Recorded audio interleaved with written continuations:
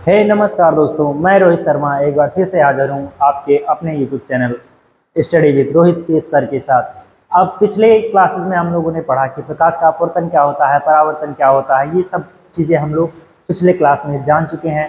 अब एक नया चैप्टर लेकर के आ गए हैं जिसका नाम है ह्यूमन आई यानी कि मानव नेत्र। आज हम पढ़ेंगे मानव नेत्र के बारे में कि मानव नेत्र क्या होता है, फिर उससे जुड़ी कुछ परिभाषाएं जानेंगे कि कॉर्निया क्या होता है, आइरिस क्या होता है, पुतली क्या होता है, फिर उससे जुड़े कुछ हम दोष जानेंगे, फिर उसके बाद उसके निवारण जानेंगे। तो काफ़ी कुछ आज हम पढ़ने वाले हैं और बहुत मज़ा आने वाला है दोस्तों। चलिए तो शुरू करते हैं।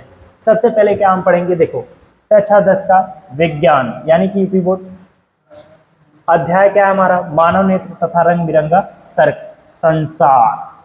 अगर यही नेत्र हमारे पास ना होता तो हमारी पूरी लाइफ में क्या होता, अंधकार होता। लेकिन लेकिन लेकिन ये प्रकृति या यूं कहें भगवान की बहुत बहुमूल्य देन है जो हमारे लिए काफी क्या है, बहुत महत्वपूर्ण। चलिए शुरू करते हैं। सबसे पहले मानव नेत्र यानी कि आंख। क्या होता है आंख?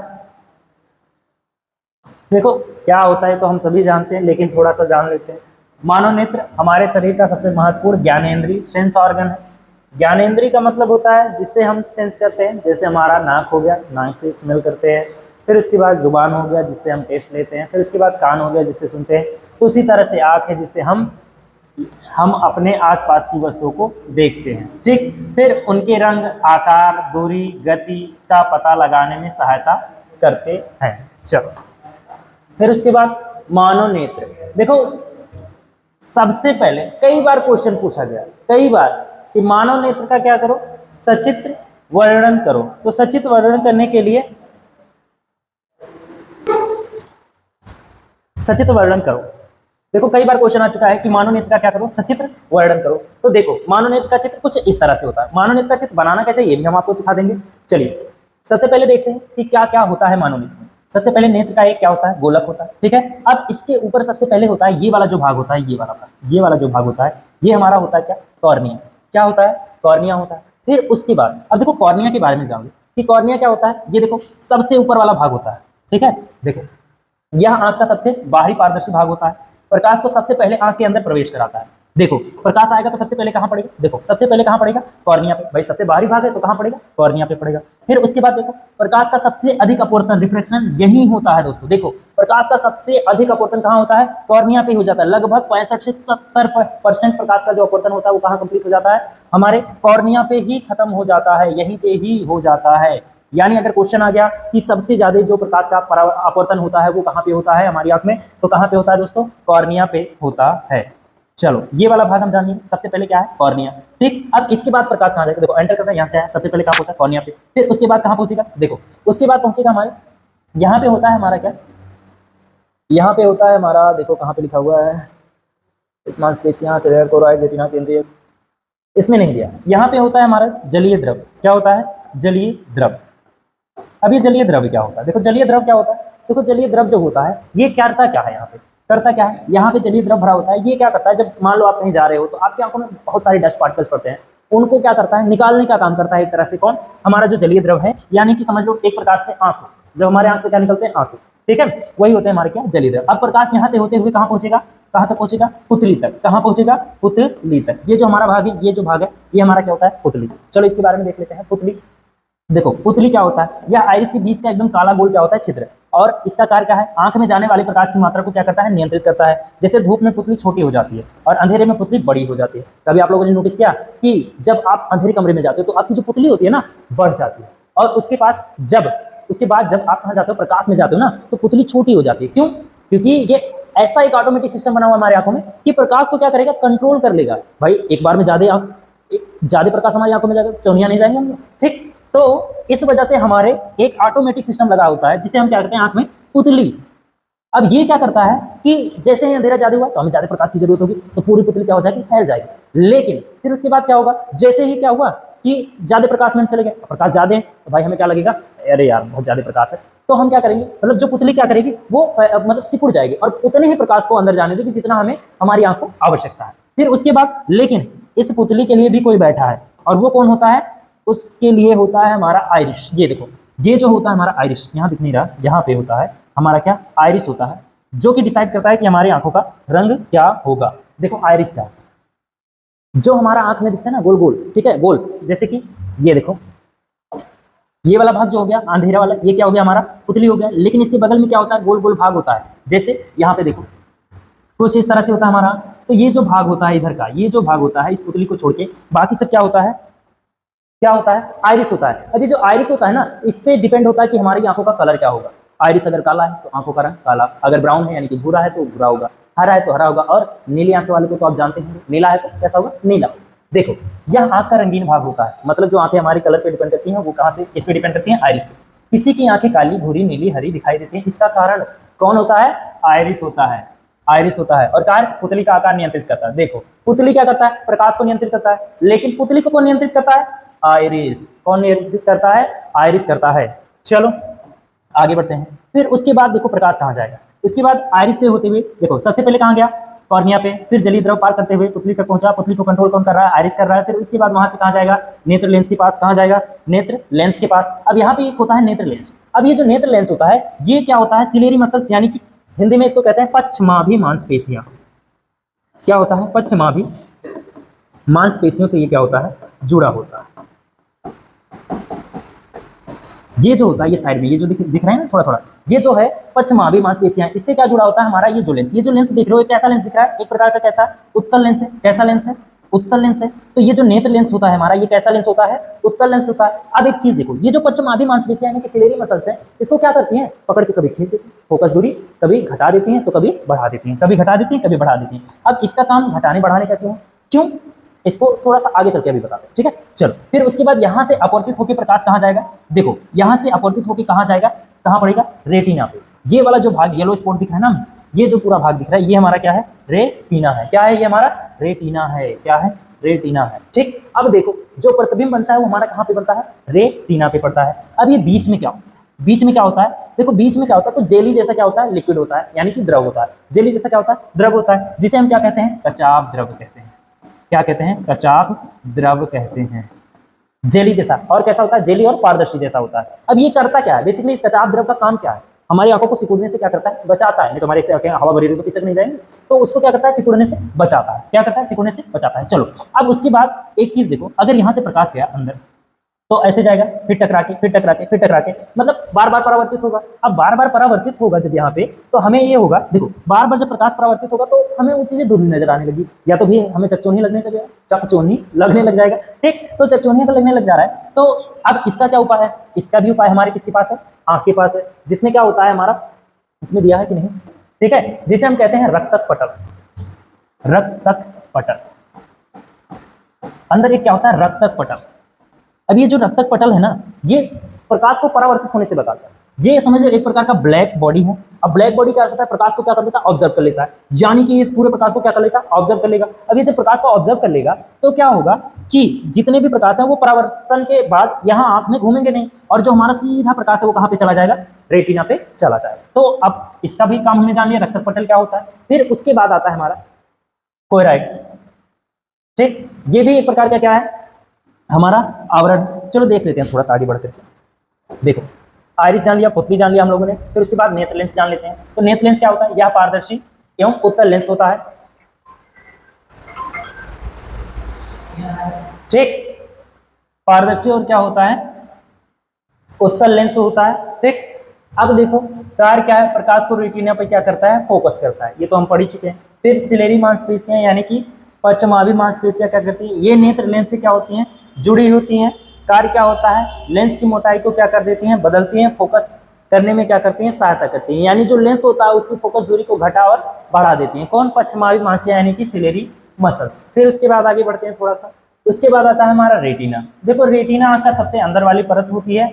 इसका कार्य क्या होता है, वस्तु का वास्तविक उल्टा, देखो वस्तु का वास्तविक उल्टा तथा छोटा प्रतिबिंब बनाता है। ठीक, फिर उसके बाद प्रकाश को विद्युत संकेतों में बदल देती है। जो रेटिना का क्या काम है, रेटिना पे भाई प्रतिबिंब बनेगा, और कैसा बनेगा, देखो क्योंकि यहाँ पे उत्तल लेंस से आ रहा है, देखो यहाँ से उत्तल लेंस से होकर आ रहा है, तो हम लोगों ने देखा था कि जब उत्तल लेंस से बनता है तो उल्टा वास्तविक और कैसा बनता है,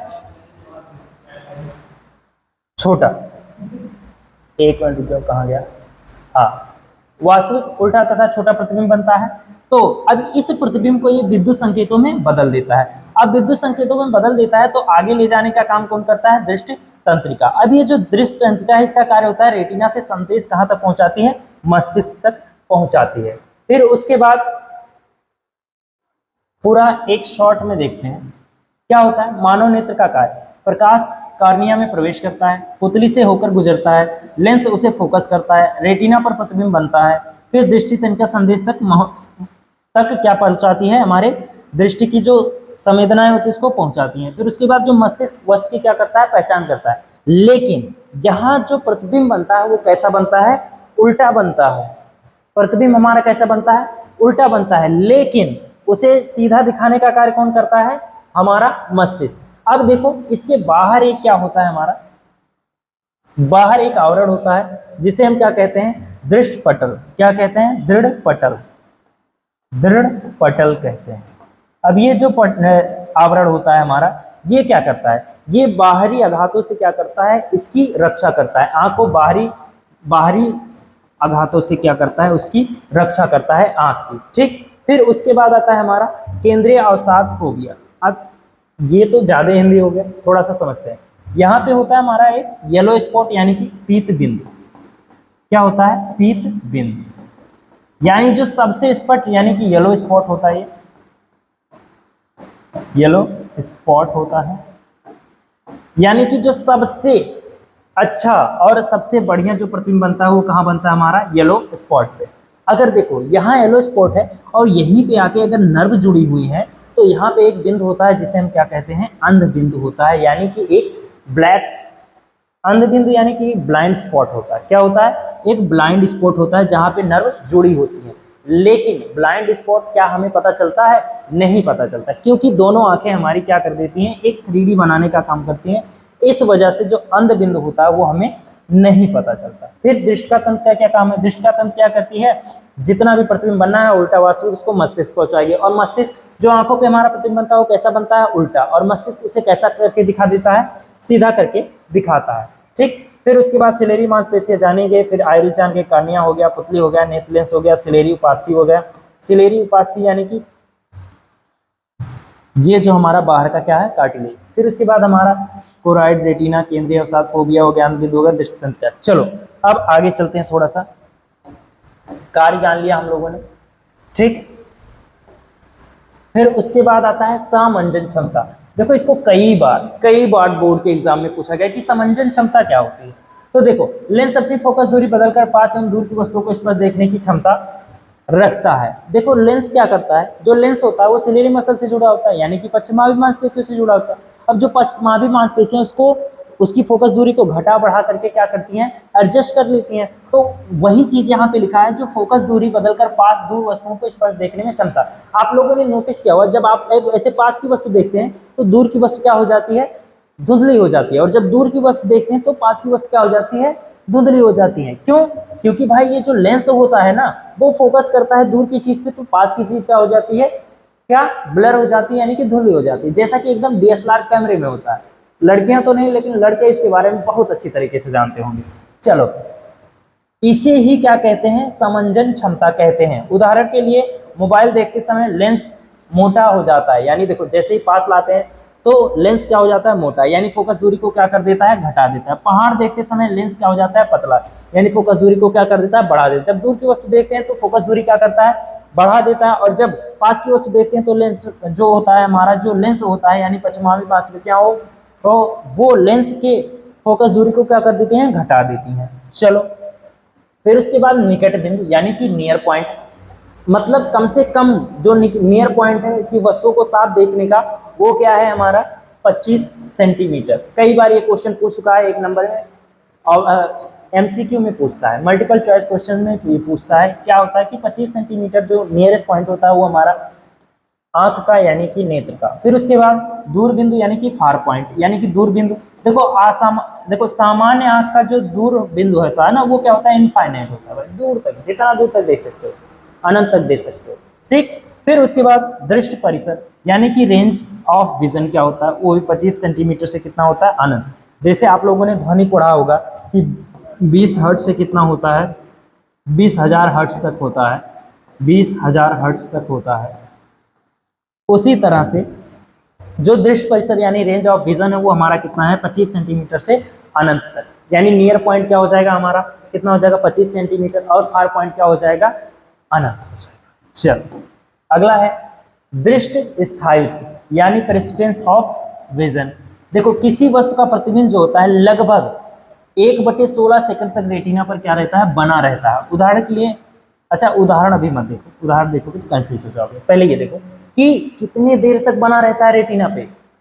भाई रेटिना पे प्रतिबिंब बना, ऐसा तो है तुरंत ऐसे खिसक जाएगा, इधर उधर हो जाएगा तो हर सेकंड चलो। देखो कितना टाइम तक, 1 सेकंड का 16वां भाग, इतनी देर तक, इतने सेकंड तक ये क्या होता है, रेटिना पे बना रहता है प्रतिबिंब।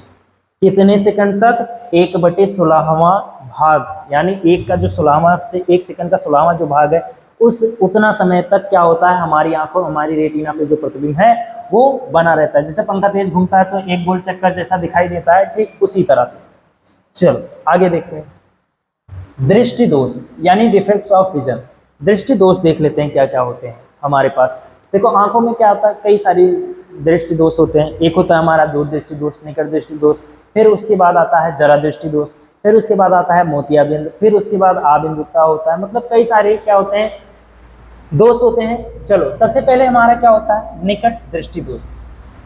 निकट दृष्टि दोष क्या होता है, देखो पास की वस्तु तो साफ दिखाई देगी। देखो नाम है निकट दृष्टि दोष, लेकिन पास की वस्तु क्या दिखाई देगी, साफ दिखाई देगी। जिस तरह से नाम काम उल्टा, तो यानी जो निकट दृष्टि दोष है उसमें पास की ही वस्तु क्या दिखाई देगी, स्पष्ट दिखाई देगी। लेकिन जो दूर की वस्तु है वो कैसे दिखाई देगी, धुंधली दिखाई देगी। कैसी दिखाई देगी, धुंधली दिखाई देगी। चलो इसका कारण क्या है, कारण है नेत्र गोलक का क्या हो जाना, लंबा। मान लो किसी कारण से आपका जो नेत्र का गोलक है वो क्या हो जाए, बड़ा हो जाए। तो अब देखो पहले क्या होता था कि प्रतिबिंब कहाँ बनता था, देखो निकट दृष्टि दोष में दूर की वस्तुएं धुंधली दिखाई देती है। क्यों, ये जो नेत्र का गोलक बड़ा हो जाता है तो जो रेटिना पे प्रतिबिंब यहाँ बनता था ना, वो रेटिना से पहले बनने लगता है। रेटिना से कहाँ बनने लगता है, पहले बनने लगता है। अब इसका सुधार क्या होगा, इसका सुधार क्या हो सकता है, देखो जब नेत्र का गोलक क्या होता है, पहले किसी तरह से क्या हो जाएगा, बड़ा हो जाएगा। तो अगर बड़ा हो गया तो क्या होगा कि जो पहले यहाँ पे काटती थी प्रकाश किरणें, अब जैसे ही गोलक बड़ा होगा ये उससे आगे ही प्रकाश किरणें एक दूसरे को इंटरसेक्ट करने लगेंगी। जब पहले ही काटने लग जाएंगी तो हम कहेंगे जो कि हमारा प्रतिबिंब है वो रेटिना से क्या बन जा रहा है, पहले ही बन जा रहा है। यानी कि जो प्रतिबिंब है वो रेटिना से क्या यहाँ पहले ही बन जाता है। अब फिर उसके बाद लेंस की जो फोकस दूरी है वो क्या हो जाती है, कम हो जाती है। जैसे लेंस की फोकस दूरी, देखो फोकस दूरी ज्यादा रहेगी तो रेटिना के यहाँ रेटिना पे बनेगा। जैसे फोकस दूरी कम हुई रेटिना से पहले प्रतिबिंब बनने लग जाएगा। अब देखो इसका उपचार क्या है, अवतल लेंस।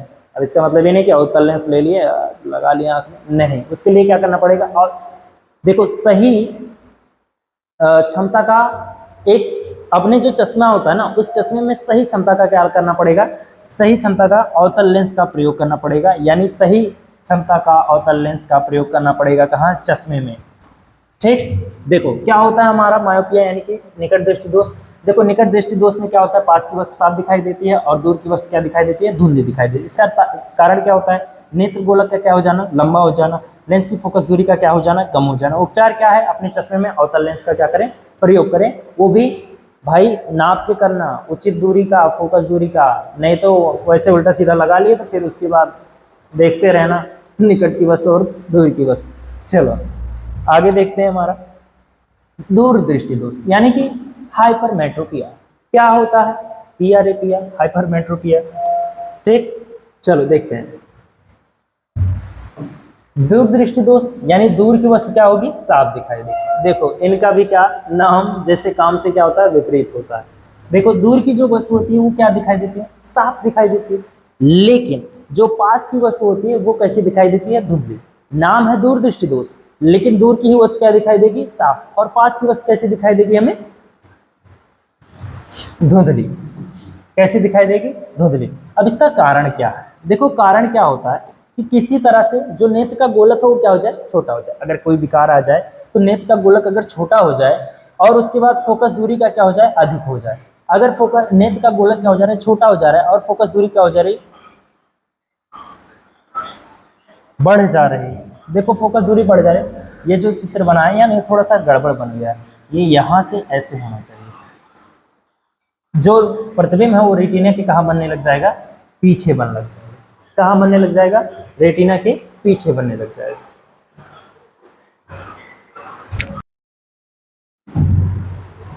चलिए देखो, दूरदृष्टि दोष।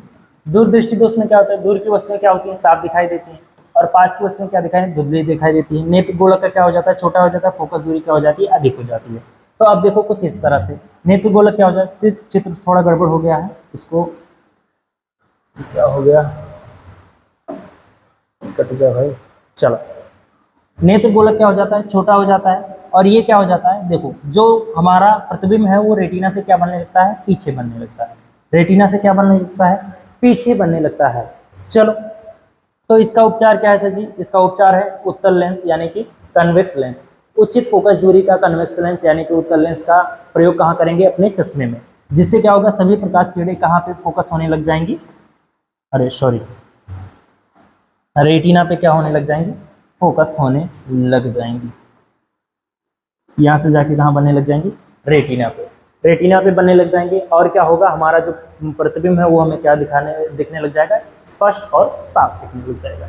तो देखो एक बार दोबारा रिकेप मारते हैं जल्दी से। दूरदृष्टि दोष यानी हाइपरमेट्रोपिया क्या होता है, दूर की वस्तुएं साफ दिखाई देती हैं लेकिन पास की वस्तुएं धुंधली नजर आती हैं। कारण क्या होता है, नेत्र गोलक का क्या हो जाता है, छोटा होना, फोकस दूरी क्या हो जाती है, अधिक हो जाती है।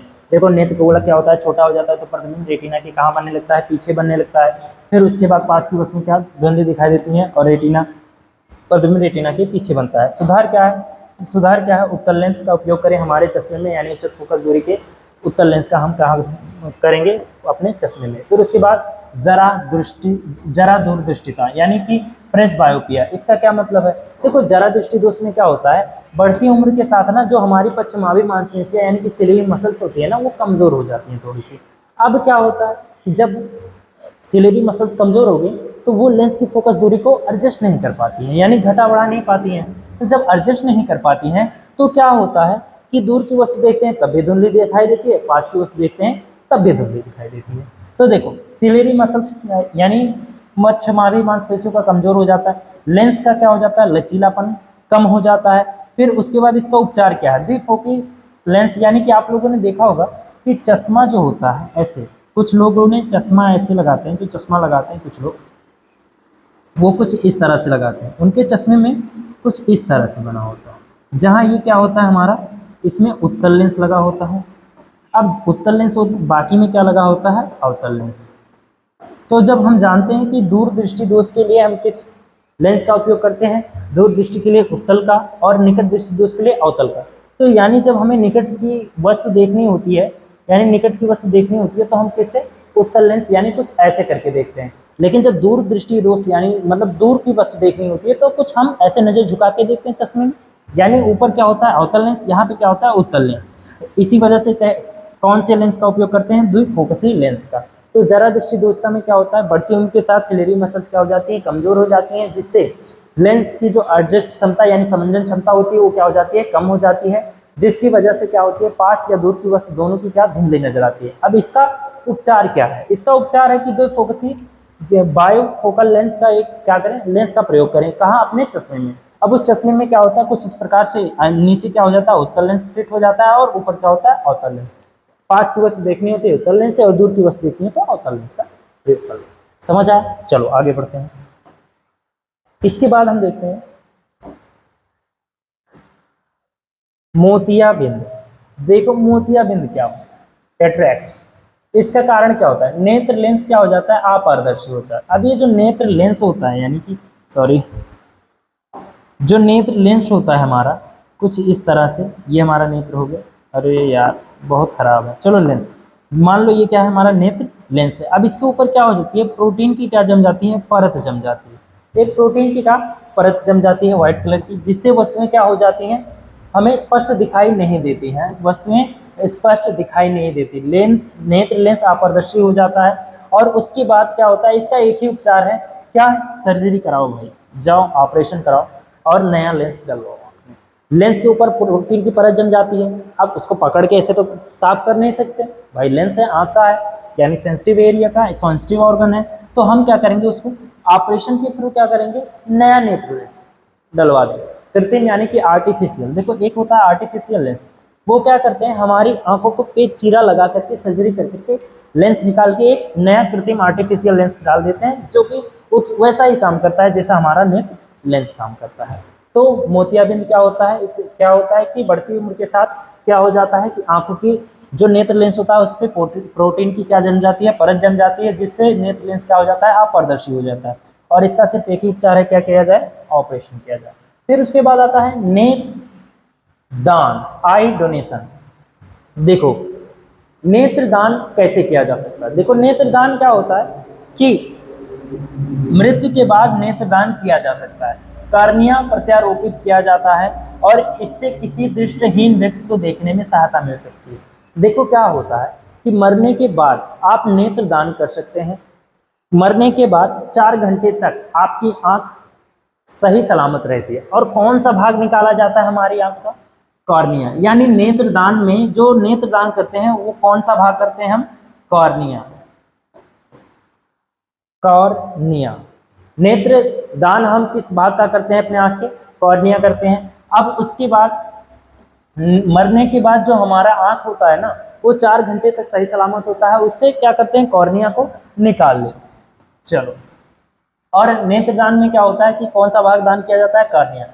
4 बार बता चुके हैं, एक बार और बता देते हैं। नेत्रदान में कौन सा अंग दान किया जाता है, आंख का कौन सा भाग दान किया जाता है, कॉर्निया। ठीक, फिर उसके बाद आगे बढ़ते हैं, थोड़ा सा कुछ रोचक तथ्य हैं किसके बारे में, कुछ एक्स्ट्रा पॉइंट है हमारी आंखों के बारे में, देख लेते हैं। सबसे पहले हमारी दोनों आंखें मिलकर 3D विमीय दृश्य का अनुभव करती हैं। अगर एक आंख रहे तो 3D का अनुभव बहुत मुश्किल हो जाएगा। फिर उसके बाद आंख की सबसे संवेदनशील परत रेटिना होती है। जो सबसे सेंसिटिव ऑर्गन होता है, यानी कि सबसे जो संवेदनशील हमारा संवेदनशील परत होता है वो क्या होता है, रेटिना होती है। फिर उसके बाद कार्निया में रक्त वाहिकाएं नहीं होती हैं। जो हमारा कार्निया होता है उसमें रक्त वाहिकाएं ही नहीं होती हैं। इसे ऑक्सीजन हवा आंसुओं से मिलकर बनती है। इसी एक कैसे बनकर मिलती है, ऑक्सीजन हवा और आंसुओं से बनती हैं। फिर उसके बाद एक समान व्यक्ति प्रति मिनट लगभग 15 से 20 बार अपनी पलक क्या करता है, झपकाता है। ये सब छोटे छोटे सवाल हैं, छोटे छोटे फैक्ट्स हैं जो जानना जरूरी है आपको।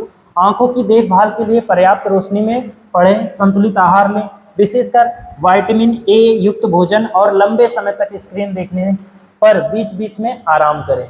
मतलब आपकी आंखों को आराम के लिए विटामिन ए का क्या करें, सेवन करें, और लंबे समय तक किसी भी स्क्रीन को ना देखें। नहीं तो फिर रात भर मोबाइल चलाएं, फिर उसके बाद कह दे भाई आंखों में दर्द, सर दर्द करने हो गया, तो फिर उसके बाद आपको क्या लग जाएगा, चश्मा लग जाएगा।